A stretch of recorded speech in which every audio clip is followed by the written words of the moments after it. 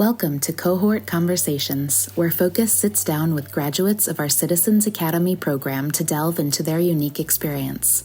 We had the pleasure of chatting with a distinguished graduate of the Winter 23 cohort, George J. Lynch. I am George J. Lynch. I live here in Syracuse. I've been living here since like 2016. Originally, I'm from the Bronx, New York. And line of work I'm in, since I've been here, I've held like some entry level jobs at first, like sales and things like that. And then I started to find a career in real estate. And then after about a year or two into real estate, it opened the door. And I had the experience to be able to get interest in being a public speaker. So I started to like do my homework and due diligence with that. And then I started a career in speaking. And then I was doing both things, selling real estate and also public speaking. And then that led to me just being like in the community and also just like supporting in however way I could, whether it was volunteering, things of that nature, led to other stuff. And then before I know it, I was like serving on the city's planning commission, um, volunteering with various organizations. And today I'm happy to say like, I enjoy Syracuse and the growth of Syracuse and where it's come from where it was. And I look forward to the growth and the potential of like what it will be in the near future. What initially drew you to apply for Citizens Academy? Honestly, I'm a person that I think being informed is very important. And from various things I've done, whether it's like political, entrepreneurship, and a business standpoint, you start to like hear certain things and see certain things take place, see certain departments or organizations do things.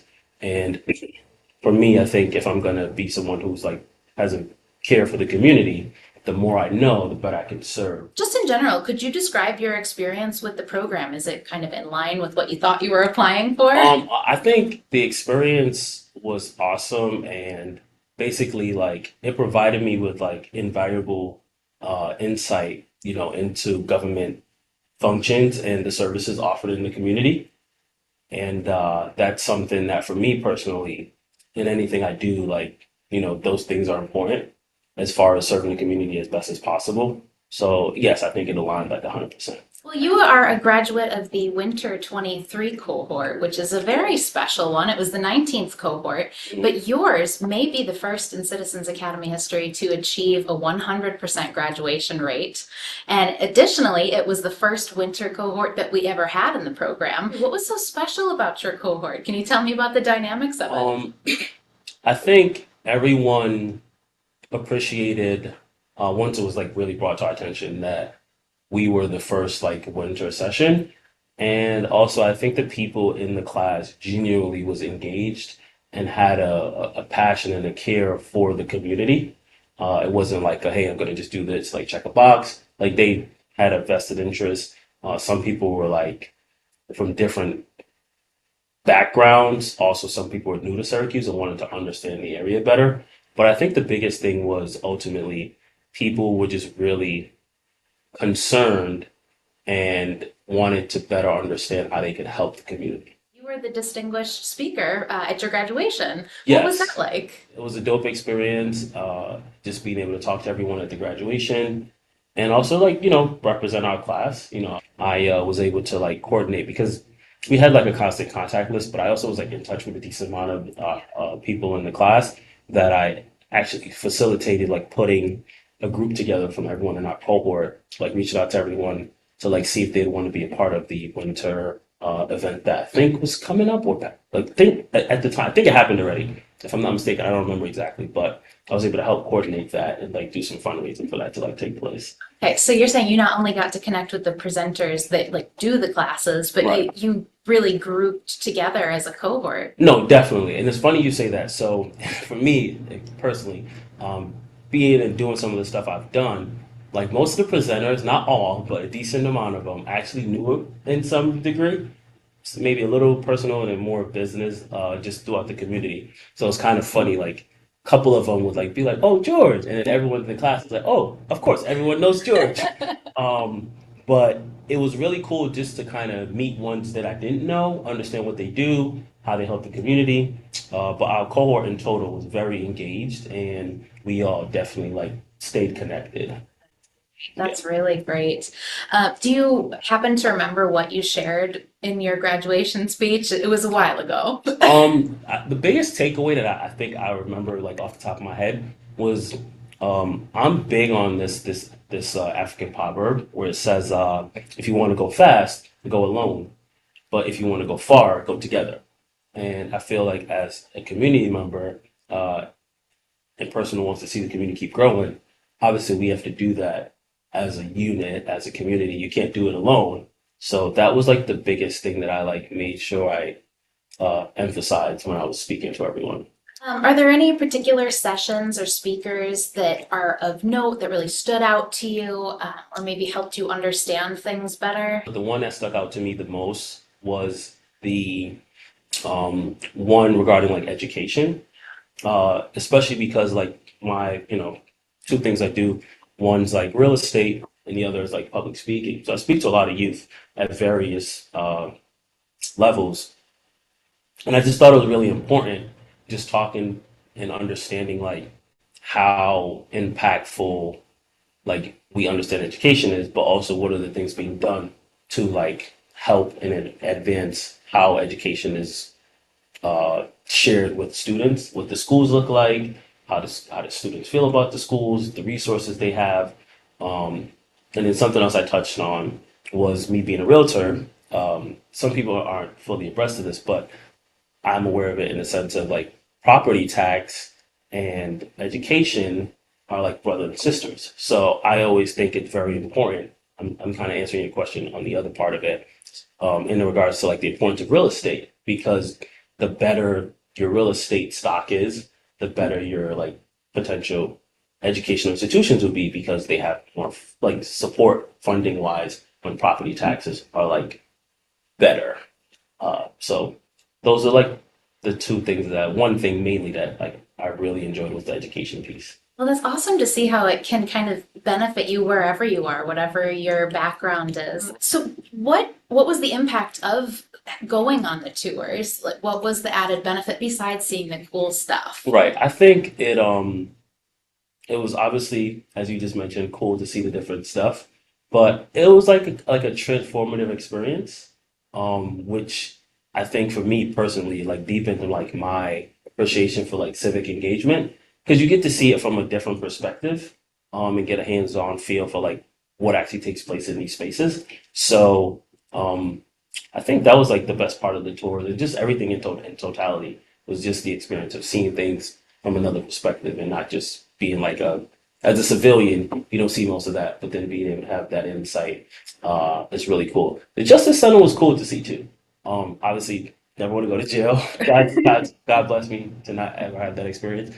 But just seeing like what the officers deal with, in regards to like the safety, things of that nature for them and for like any inmate, if you want to call it. It was cool. They gave us the option to eat the food, but I didn't want to. But that experience too, as far as the site, was pretty dope. Just to kind of see, what that looks like without a negative perspective. Because I feel like most people, or anyone for the most part, if you see that, it's usually from like a bad experience, something bad happening. But to see it in a, professional, say, horror, was a good experience. What advice would you give to a prospective applicant, somebody who's just kind of thinking about it? I would say, again, like I said, it was very enlightening and transformative for me. I was able to take away a lot from it. I was able to meet some great people. I think that's the one thing that I would like say. It's like outside of the experience, is the people that you get to meet. It's not always that you meet like-minded people who have a genuine care for like community engagement. But ultimately, I would say if you care about local government and the impact you can have, I would highly recommend uh, being a part of Focus. And then also, it gives you a voice. Obviously, like voting gives you a voice. Just being around can give you a voice, but it gives you an opportunity to have a voice with actual insight and not just your opinion. Because we all have a right to our opinion, but going through Focus gives you, I would call it, more informed platform gives you a more informed platform to, serve the community in whatever capacity. Well, we've got applications open, so we encourage people definitely apply to the program. Usually we've got a little bit of a wait list. It's a little competitive, so get your application in today before our deadline, August 4th. Right, that's a lot of time. I would say definitely get it in, and you can't lose. Like it's obviously in anything you may have an agenda and know what you want to take out of it, which isn't bad. But you're gonna walk away with something, whether it's a new friend, a new contact. Potentially, you never know. It could be a job because you have a bunch of professionals from different spaces, whether it's a panelist or participants. So there's definitely, in my opinion, something that you can get out of it as long as you got a beating heart and a mind. Like, you know what I mean? And you have some type of care for seeing growth within the community or even yourself. If you don't know anyone, it also could kind of be a great networking opportunity. If you're not as outgoing as some people, or more of an introvert, like you can also meet people and it's a controlled environment in regards to like, how many people are coming, who's going to be at each session, so you can build relationships over the time, get to like know more people. So I think it has a number of like benefits to going through FOCUS. With all of the discussion on Micron and the other upcoming big projects that we have, why would you say that now is a good time to apply to Citizens Academy, if you agree? Because if we look at Syracuse, the projections are pretty high. They're lofty. We're looking at like 500,000 plus like units needed here throughout like the area. But I think if you're going to come to Syracuse, and with the projected growth, you would want to understand it before it gets bigger. Kind of like, as I said, I'm from New York, bigger metropolitan area, where things as far as certain opportunities, experiences are kind of not so available as they are in other places. So I would take advantage of it because it's information that's useful, it's valuable, and it's easy to access and not tucked away as in most places. So I would take advantage of the access to the information and those individuals, like all those panelists. Those are all people that you can, with the right channels, reach out to, again, to voice any concerns you have. So I think now is a great time to do it because this place is only going to get bigger and you want to understand it before it becomes a big machine. Like it's already a machine in itself. Every municipality is, but as it goes through that potential growth, things are going to get bigger and bigger, and then you kind of can lose things within that growth. So it'd be good to have an idea, a fundamental idea of how things work as the city grows and area grows. Start getting a baseline, start getting an understanding, or just know what it takes to take the next step, figure out what to do next. Correct. And how it relates to the work that we're all doing in the community. And I think that's important too, just understanding like what you can do. We sometimes, some people may find it interesting, but we sometimes wait for government to do things that we very much can do on our own as a community, or at least get it started. You know what I mean? I think that's also important too, when considering like being a part of something like FOCUS. It like gives you the information and insight needed to say, oh, hey, like we could actually like get this started, instead of telling a politician, hey, do this for me.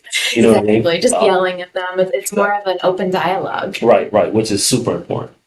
Well, thank you so much for coming in to chat with me. I didn't get to meet your cohort, and I'm trying to meet as many of our alumni as possible. Okay. Or our graduates, I should say. So it's definitely been a pleasure to get to talk with you and just get to know you a little bit more. Likewise, I appreciate you reaching out to me. And again, I want to thank FOCUS and I want to thank you for this opportunity to share my experience. And if ever, like you can reach out to me if there's any way that I can be of help or service to you guys. Of more help or service. Yeah. In the meantime, visit georgejlynch.com to get to know a little bit more about our distinguished graduate and distinguished student speaker, George Lynch. Thank you. Appreciate it. Thank you so much.